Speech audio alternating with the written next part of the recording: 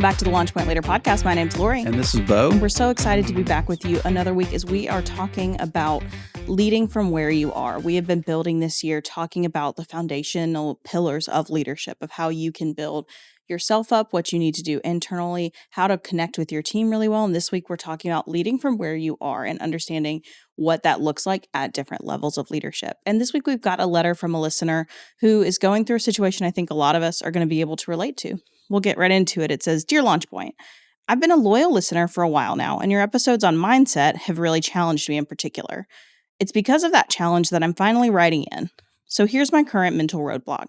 I'm about 2 years into my career, and I'm hungry. I see so many gaps in our current team where I know I could help, and I'm constantly reading leadership books and trying to grow. The problem is I don't have a title with manager or lead. Sometimes when I try to speak up, I can feel the team thinking, who does this kid think they are? So where does all this hunger go? Do I really have to wait out the clock to be able to lead? I feel ownership now, and I don't want to just wait for a promotion that could be years away. Thanks for your thoughts, and I can't wait to hear this episode. If you pick this, of course. Signed, Ambitiously Aware." We picked it. We picked it. First off, congratulations. That's it, picks. You're done waiting out the clock for That's this it. letter to be read. That's it. Yeah, I think we've all been here at some point on Yeah. our leadership journey. And even when you get the title, if you do, I still think there's that mentality sometimes from other people of like, who is this kid? Yeah. What do they think they're doing? The first thing I would suggest is, so first off, like kudos. You say you're reading leadership books, you're studying, you're trying to grow. You're so much further ahead than most people at this point that is a fantastic job. Absolutely. The couple of things I would suggest is there's a book, if you're clearly a reader, called You Don't Need a Title to Be a Leader. It's by Mark Sanborn. Great, easy, short, practical read that kind of helps you with that mindset of not having the role, but being able to influence. The second thing I suggest is just remember that if you're in an organization that might not recognize how great you are, continue to do your job with excellence.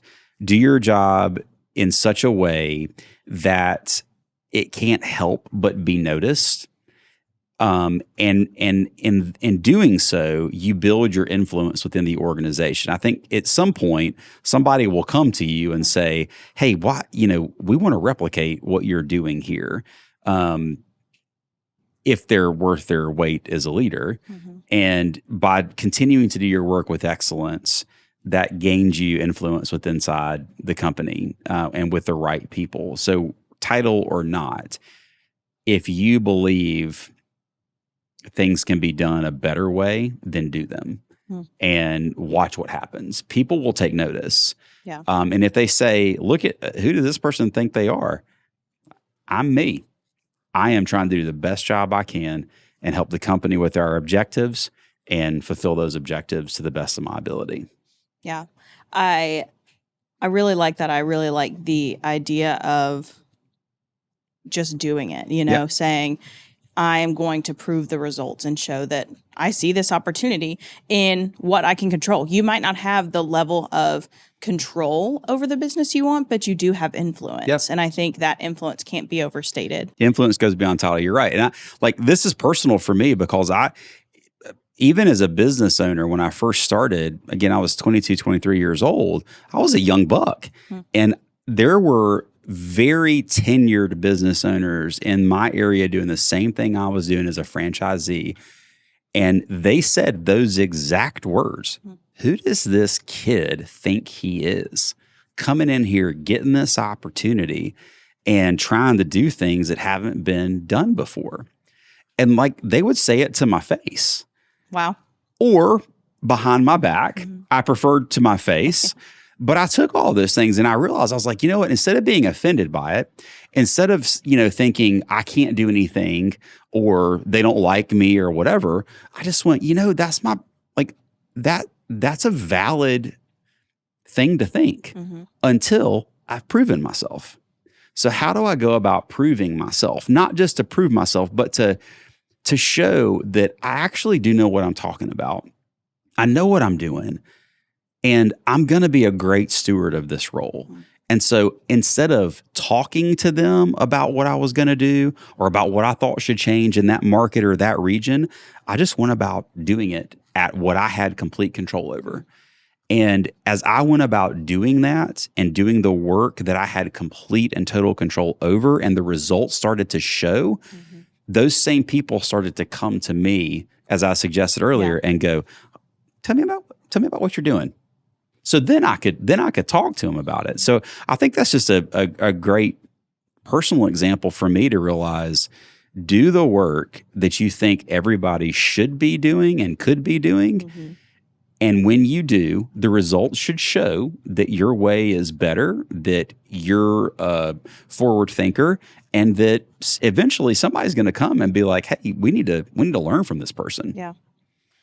Yeah, as I'm thinking through this, I deal with a lot of my clients are in that, I would say within 10 years removed from college or graduation, post-secondary for them. And I hear this a lot from them. They're like, well, I want to do this one day.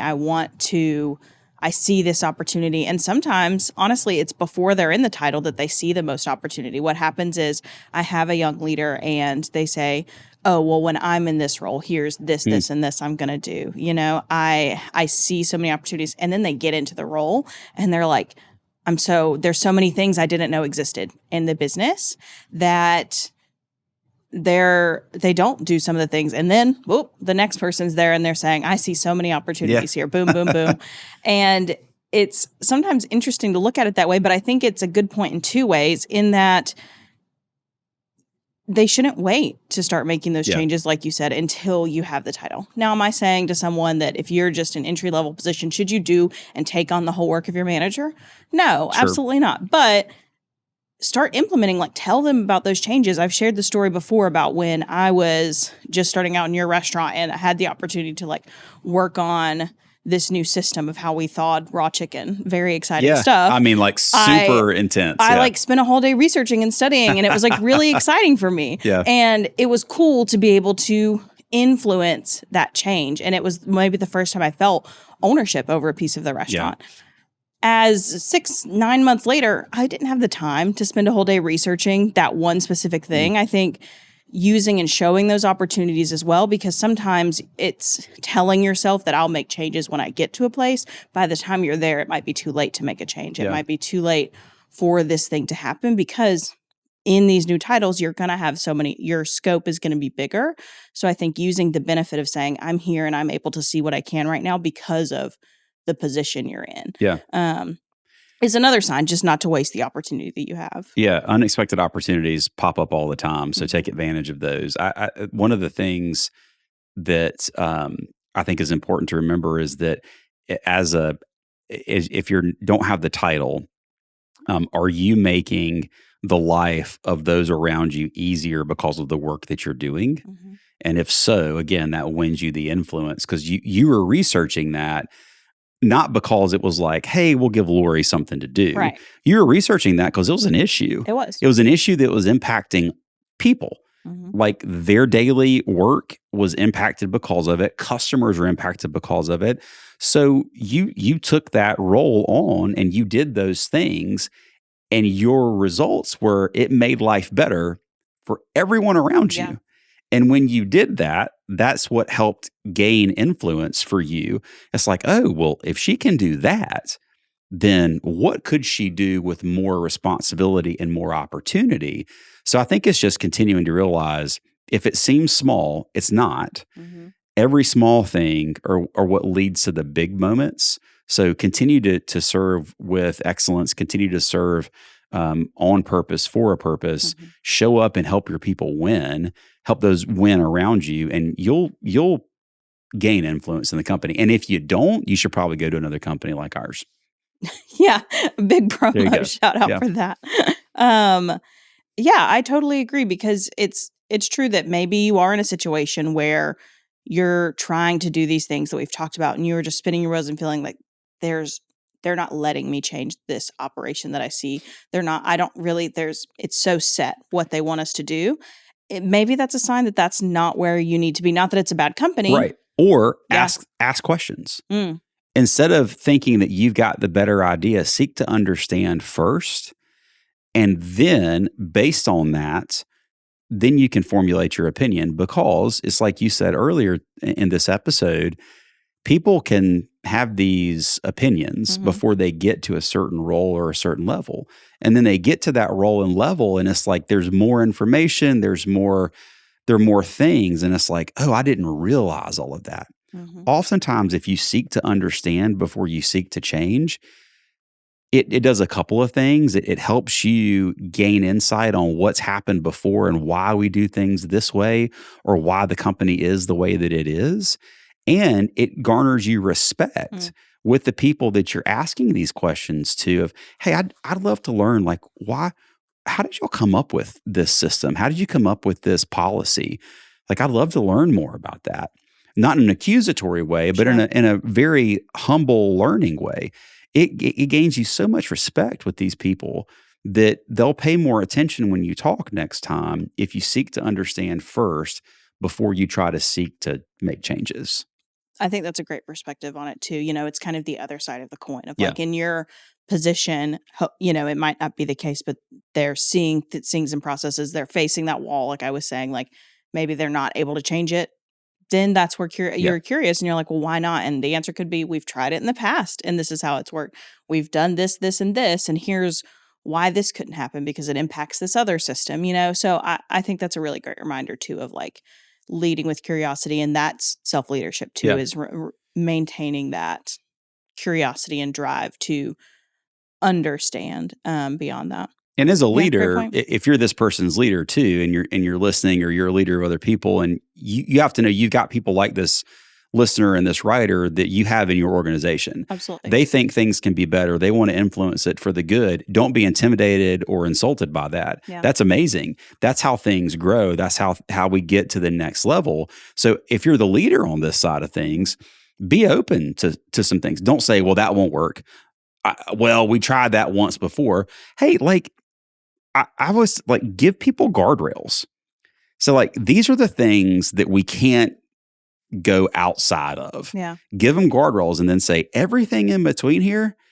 If you want to prove that it works and you want to change it, go for it. But you got to prove it before we make the whole, company-wide, system-wide change. Show me what you're going to do. Prove that it works. Then figure out how we're going to roll it out and communicate it to everybody and systematize it. And as a leader, if you do that, oh my goodness, you tap in to creativity and to minds and to hearts that you don't otherwise have access to. So I think this is a lesson for both that Absolutely. the writer and potentially some listeners as well on the other side. Yeah, I think that's honestly, you've answered the next question I was going to ask Boom. you. Think through the part of the leader in this situation.